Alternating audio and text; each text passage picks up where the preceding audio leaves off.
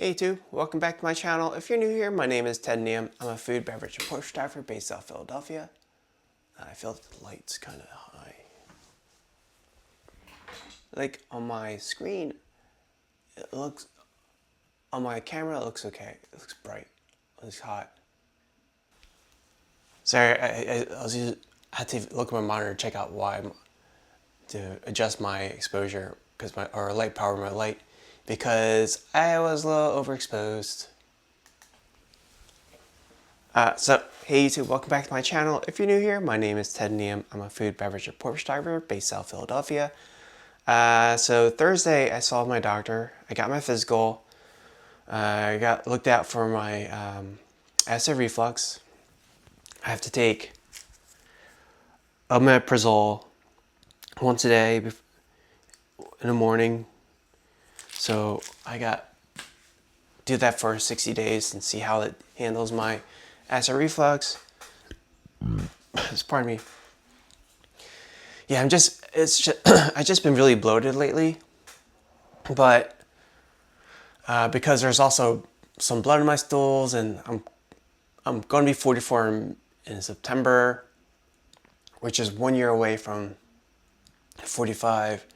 My doctor's like, well, you're kind of close to the borderline of the age to get a colonoscopy. So then she was like, I think you should get a colonoscopy. Would you like to go that path?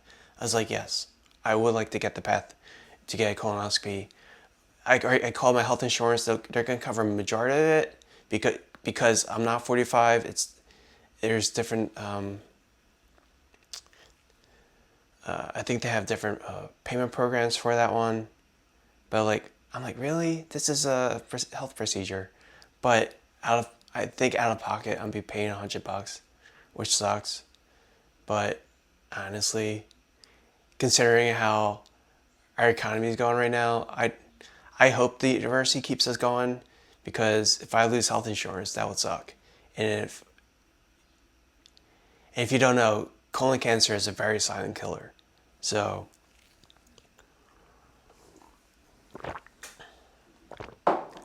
if you're able to and you have health insurance to get a colonoscopy, get one. Do it. The day before the procedure is the worst from what I'm told.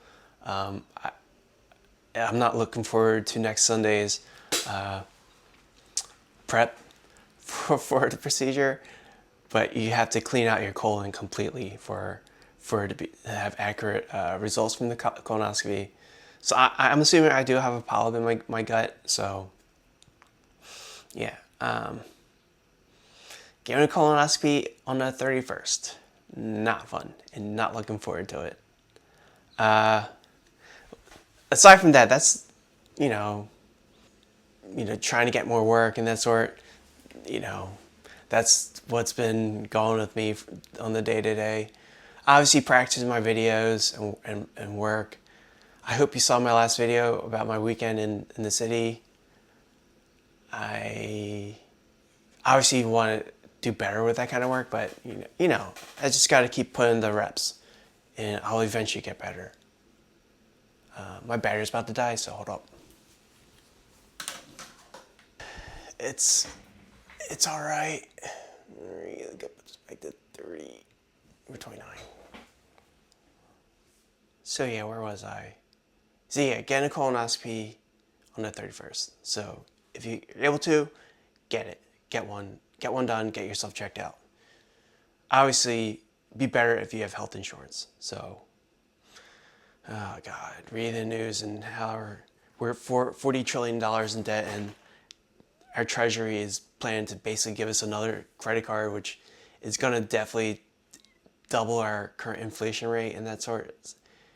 And interest rates, like, oh God, we're so fucking screwed. And AI is going to become a bubble and is going to burst. I mean, I know AI is going to be around, is here to stay, now that we opened the genie or the Pandora's box. It's not like we could just put it back and close and wipe our hands and be like, done. It's out there. But the thing is, again, we need better leadership. we need strong regulations on AI. Like recently, the DOJ allowed Musk's AI to be able to notify people, and Minnesota was trying to ban that and prohibit that, but apparently that's infringing on their First Amendment right to basically find pictures of people and use AI to make them give them nudes. Again, see, that's everyone who are proponents like, oh, we can use AI to cure cancer and all that sort. Like, okay, let's do it. Why are they using AI to create nudes of celebrities? Why are they using AI to create negative shit? Why are they creating new AI to start developing warfare? Like, we're not using it for the positive intent, good stuff that everyone who are in charge of AI are pushing out there. No, it's all the shit that they're putting out there. Let alone jobs laws, but they're saying, oh, AI could help cure cancer, help us researchers cure cancer. Okay, have at it. Maybe it's doing it in the background. We don't know because it's not in the news. But what are we seeing with AI? People using it to create new pathogens that nature has never known. Think about intense biowarfare. Nudes of celebrities and kids, which is disgusting. Warping our sense of reality. Destroying letting people lose a lot of the population lose their jobs. The environment, of course, one hyper data center uses as much electricity as a city, as much fresh water as a city. They use that fresh water to cool. They can't use salt water. And when they dump that water that they use, it's mixed with pollutants back into the waterways that we used to drink and that sort. So yeah, they're telling us how AI is amazing and all, but this is what we have instead. So when I was reading about some big YouTubers who use AI, I think a lot of YouTubers do use it. Probably mostly the assistive AI, which I'm not too much against assistive AI because my cameras have AI autofocus. I know Capital One has AI embedded in Adobe. It's like in terms of assistive, I'm more or less okay with it. Although I do recognize the environmental cost of that sort, but it's already embedded in my cameras, like the autofocus AI autofocus. Like not like I could take that away because it's in my cameras. But like we're talking about generative AI, like that is no. Again, the people are using generative AI to notify people and kids, and they're like that infringes our First Amendment rights to create child porn. Like, and the DOJ lets Musk do that. Like, so I guess that means Musk is an Epstein pedophile. And whoever does that are also Epstein pedophiles. So, I mean, what I wanted to say is that I recognize that these creators are trying to promote this as a way to use it for tools for people's workflow, but at the same time, it's like you know who are running these models, right? They are pedophiles, billionaires who don't give a shit about anyone, and yet it's how it. From what I've read in live streams, like Maddie probably got like $30,000 to promote it. I mean, that's a big chunk of change. I won't say I'm hard fast, not tempted, but that's a lot of money, especially when our economies are going to shits.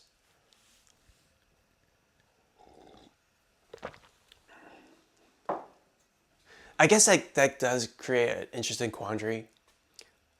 Like, if you were, if because we were becoming more of economic hard times, someone dangles like $40,000 for you to promote AI, which is a shitty ass thing, would you do it? It's like, crap. I could feed my kids, pay my bills, and hopefully ride the wave just a bit longer to maybe get to recovery. But I guess it depends on how you use it, promote it. But again, it is for the creator to decide in that sort, and the moral values and that sort. But that does ask a interesting philosophical question about not AI, but like in terms of sponsorships and that sort. Not that I would be in that kind of position, but yeah, it's interesting question to dive into. But the thing was that brought all to everyone's attention was all the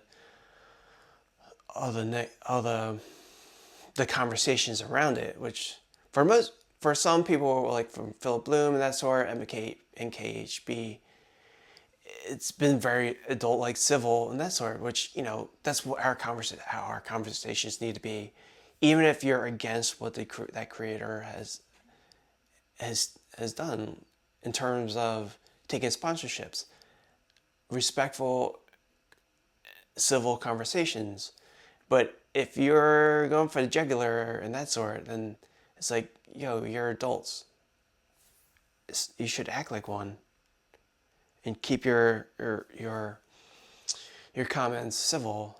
Obviously, you could be against what they're doing and have it, but just have actual earnest conversations without name calling, race baiting, and that sort.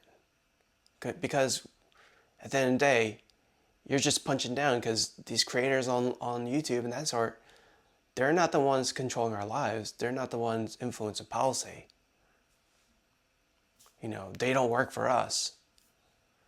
So, on one hand, I do get the reason why people are upset with Maddie and the other creators who took those 5 and possibly 6-figure bonuses or payments from the AI companies, which is like, holy shit, that's the kind of money they drop for to get people to start subscribing to AI. Like, if they had that kind of money, why are we reduce not having as much regulations on them? Why are we subsidizing them? Like, if they had that kind of money to drop.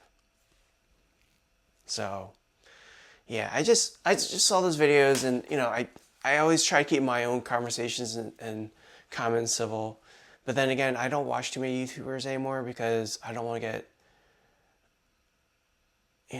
I want to constantly look for inspiration, but I don't want to be influenced by stuff that I don't need or want. So, I just try to keep my YouTube watching to just a handful of YouTubers because I want to help just their algorithms work and that sort, but I don't want to. It's just too much time to watch everyone. And yeah, again, too long didn't read. Just be civil and polite person when we interact with people, because you never know how their mental state is at that time. So anyway, that's this video. I need to drop my car off at the mechanic to get an oil change, and I'll see you in the next one. Thanks for watching. Peace.